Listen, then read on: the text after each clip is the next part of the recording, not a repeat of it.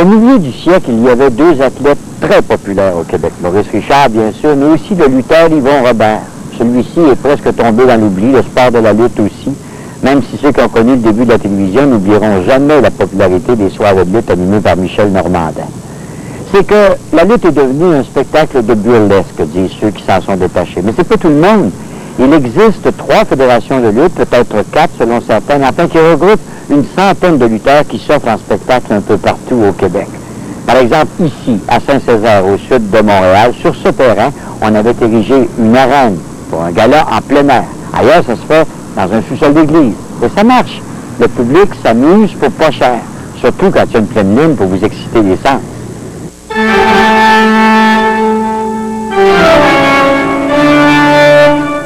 C'est soir de gala.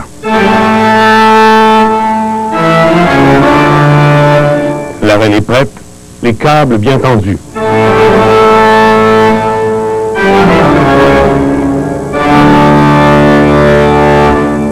On va lutter à Saint-Césaire. Autour du bar Chéricourt qui accueille l'événement, les clients commencent à s'attrouper. Ils seront quelques centaines à regarder s'affronter les lutteurs de la Soukou Pro Wrestling, ou si vous préférez, la SPW.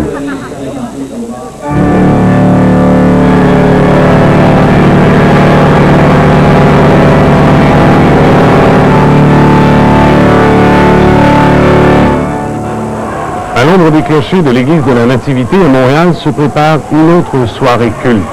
Cette fois, c'est la ICW qui accueille les amateurs et pour le premier programme de la saison, ils seront aussi quelques centaines à assister au spectacle. 5 combats pour seulement 5 $. Voilà une aubaine qui semble convenir à chacun.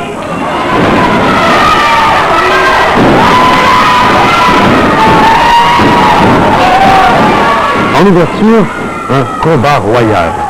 Si ça vous semble un peu confus, c'est que visiblement vous ignorez jusqu'au rudiment du combat royal. L'exercice consiste à réunir dans l'arène un nombre illimité de belligérants qui tâcheront de s'éliminer jusqu'à ce qu'il n'en reste plus qu'un. L'élimination d'un concurrent se produit lorsqu'il est chassé du ring en passant par-dessus le 3e câble. À Saint-Césaire, fête d'effectifs, pas de combat royal, mais match par équipe en échange. La formule est plus connue. 2 duos s'affrontent dans une lutte à punir. On ne doit jamais trouver plus d'un lutteur par équipe dans le ring, mais c'est évidemment un règlement que l'arbitre a bien du mal à faire respecter.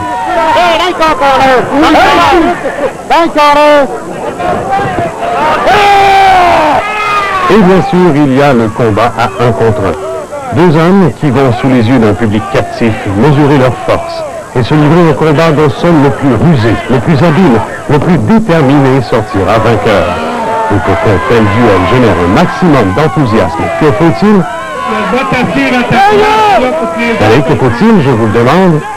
Un méchant, un vilain qui sache se faire détester. T'as une profile parfaite, je dirais avec ta bière dans les mains, ça fait que va tasser.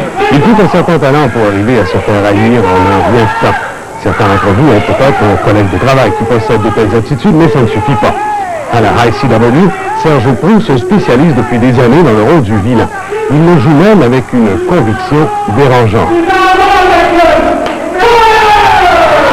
On entend le revenu ici, et puis il bat les rames, il bat quelqu'un si haut, l'arbitre le veut même pas, pour le monde privé, il n'occupe pas. On veut qu'il blesse réellement, c'est pas une chose, c'est réellement. Ça doit être une marque, on vient répéter, ça fait de justice. Proulx souhaite qu'on y croit, bien sûr, mais il s'en étonne chaque fois. Ça n'a aucun sens avec ma vie privée, une vie de spectacle est différente. Cependant, comme la plupart des spécialistes du rôle de vilain, il se plaît assez dans son personnage. J'ai toujours ressenti ça pour travailler sur le côté des méchants. Puis j'ai essayé une couple de fois sur l'autre côté, puis ça rentrait dans mon personnage. Fait que j'aime assez ça pour essayer d'affaire. Cela dit, il faut aussi savoir subir les affres de la défaite. Le public n'assiste pas à un gala pour voir son favori se faire ridiculiser. Chéricourt, Bruno Alix, un espoir local à Saint-Césaire, est évidemment le favori des amateurs pour défendre pour la première fois un titre régional chèrement acquis. Nerveux un peu. Un peu nerveux. Surtout que c'est dans ma place. C'est le village à côté, fait que vraiment possible. Nervosité bien légitime, convenons-en. Pas tellement à cause de l'issue du combat, qui entre nous est plutôt prévisible, mais parce qu'Alix devait fournir le spectacle attendu et, pour donner le change, prendre quelques coups avant d'assurer, comme il se doit, son triomphe athlétique et populaire.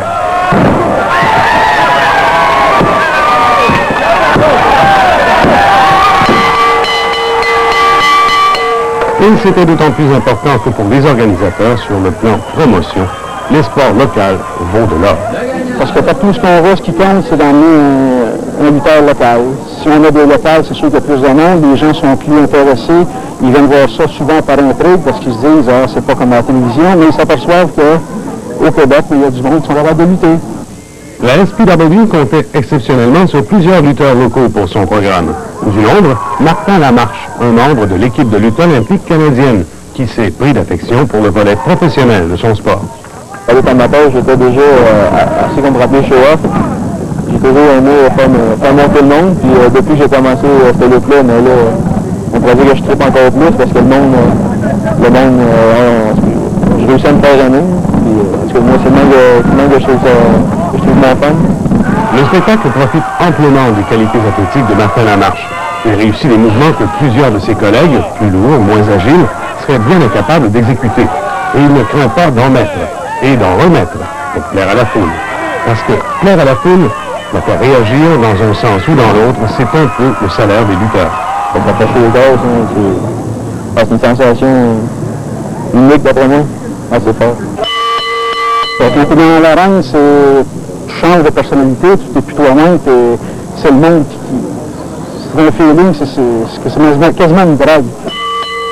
La mentalité de la plupart de tous les lutteurs qui sont là, ils ont ça à cœur, c'est leur vie, ils vivent pour ça.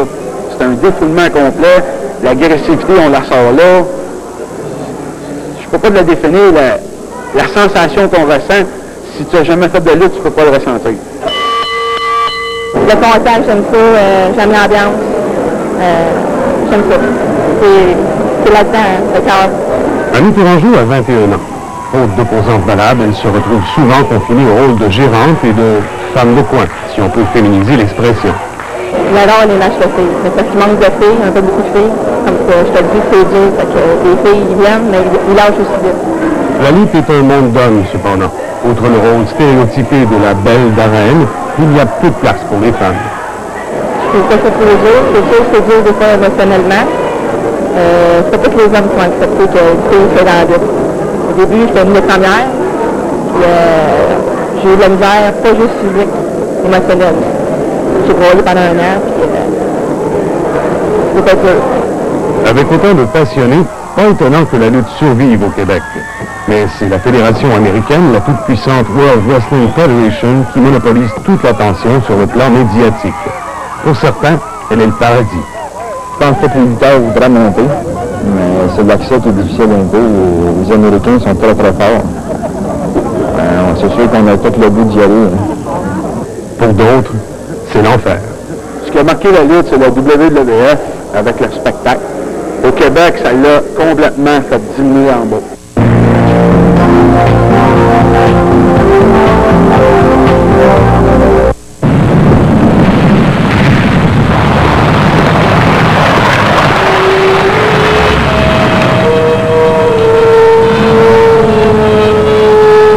Vous devriez vous mettre à l'abri. Protégez-vous. Achetez des obligations Sécurité Plus de Placement Québec.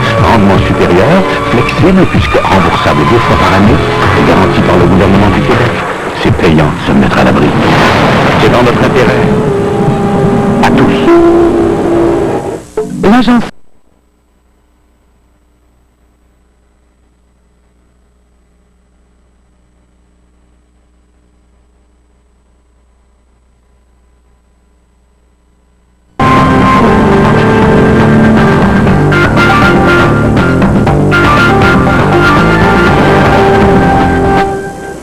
En deuxième partie de ce reportage, une réponse à une question existentielle. La lutte est-elle arrangée? Avec ses importants contrats de télévision et sa mise en marché agressive, la toute-puissante World Wrestling Federation a permis à la lutte de se faire une place parmi les marchés sportifs les plus lucratifs en Amérique du Nord. Mais elle a aussi relégué les autres circuits au rang de sous-produits. Cependant, en ouvrant occasionnellement la porte à un lutteur local, elle entretient l'espoir dans les fédérations mineures. Martin Roy espère encore. À 29 ans, il a déjà une quinzaine d'années de lutte professionnelle à son actif.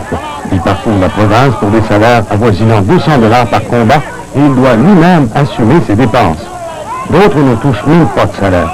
Pour eux, comme pour Martin, la WWF devient donc un rêve de plus en plus chimérique. Personnellement, je suis comme en négociation un petit peu avec eux autres quand même. J'ai eu des développements qui se passent, mais j'aimerais plus réaliser ma vie ici au Québec. Tu sais, je suis un père monoparental. Puis là, j'aimerais plus m'enligner peut-être dans le secteur des ventes ou en finance, quelque chose comme ça. Là. Le réalisme de Martin Roy se sent aussi dans l'arène. Quand un rival l'expédie dans le coin du ring, on y croit vraiment. D'autres, plus vieux ou encore en mauvaise forme, ont du mal à donner l'illusion. D'autres encore manquent totalement de crédibilité. Celui-là, par exemple. Mais en général, le spectacle est un peu plus relevé. Il est apprécié du monde. L'ambiance des gens, le monde qui embarque, le monde qui crie, le spectacle en gros, c'est très très bon. J'aime bien ça, vous comprenez l'expérience, c'est bien le fun. C'est fun de voir ça, on passe une bonne veillée, c'est un spectacle à le fun à voir. J'adore les luttes, ça a tout été mon sport favori. Il y a un public qui a de l'intérêt, et malgré les petits salaires et les coûts à prendre, il reste des passionnés pour faire vivre la lutte. Alors que faut-il donc pour lui redonner, chez nous, la place privilégiée qu'elle occupait dans les années 50 et 60? Radio-Canada. Les médias, ça prend les médias pour nous aider. Si on n'a pas les médias, c'est impossible parce qu'il n'y a pas personne qui peut savoir qu'on fait de la lutte. Les médias ont cependant du mal à cautionner la lutte, parce qu'elle est violente, parfois même un peu bouffonne, et qu'on chuchote contre les branches que les combats sont arrangés. La lutte arrangée? Je peux vous dire, c'est embarque sur le ring, puis voir que c'est pas arrangé. Malgré qu'ils disent ça, mais je sais pas à quel point c'est arrangé qu'ils disent. Je sais qu'on se fait mal bien souvent. Juste à quel point est-ce arrangé? Les lutteurs de tournée, comme ceux qui visitaient Saint-Césaire lors de notre passage, ont tout le temps pour préparer leur chorégraphie. Et une prise de tête devient une occasion en or pour préparer la suite du combat. Comme en témoigne notre micro indiscret, pour parler en langage de lutte, c'est l'arbitre qui invite à caler la chèpe, puis il est question de clothesline, et le vilain confirme à son rival qu'il devra pogner son pied.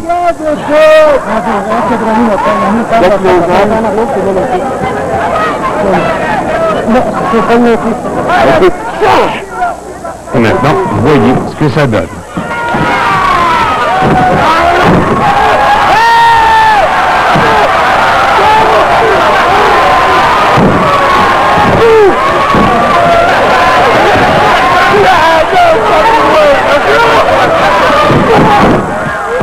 Tout est maintenant prêt pour l'entrée en scène du partenaire vengeur. Et pour le synchronisme, n'ayez aucune inquiétude, l'arbitre s'en occupe lui-même.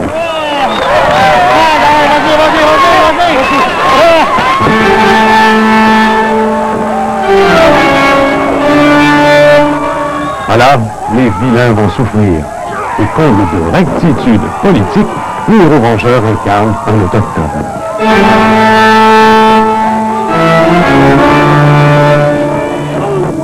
L'issue du combat ne fait plus de doute, et l'avenir de la lutte non plus d'ailleurs.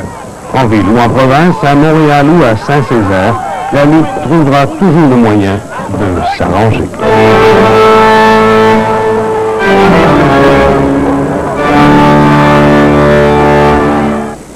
Au revoir et merci d'avoir été avec nous. La semaine prochaine, nous aurons entre autres un entretien avec la championne du monde en